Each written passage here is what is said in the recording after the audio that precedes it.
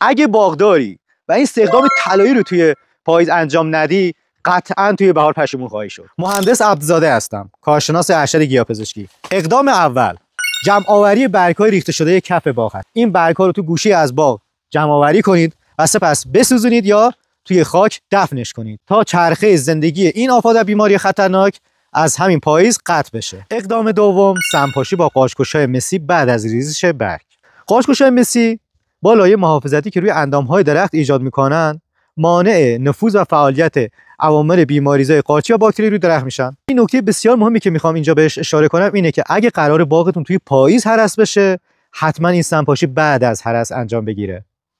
چرا که محل‌های هرس شده و زخم‌های ایجاد شده مستعد نفوذ عوامل بیماریزا روی درخت هستن. شما با سمپاشی قارچ‌کش مسی بعد از هرس درخت خودتون رو میتونید ایمن نگه دارید. اقدام سوم، چالکود کودهای گرانول آهسته رهش. این کودها دارای خاصیت آبشویی کم و نیاز به زمان دارن تا در محیط ریشه عناصر داخل خودشون رو آزاد کنن.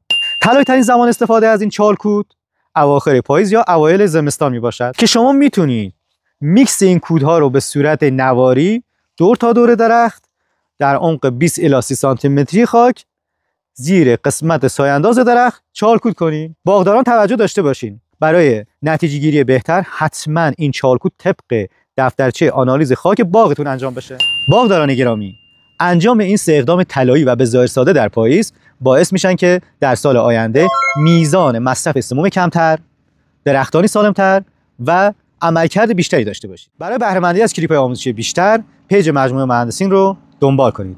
تا آموزش بعدی،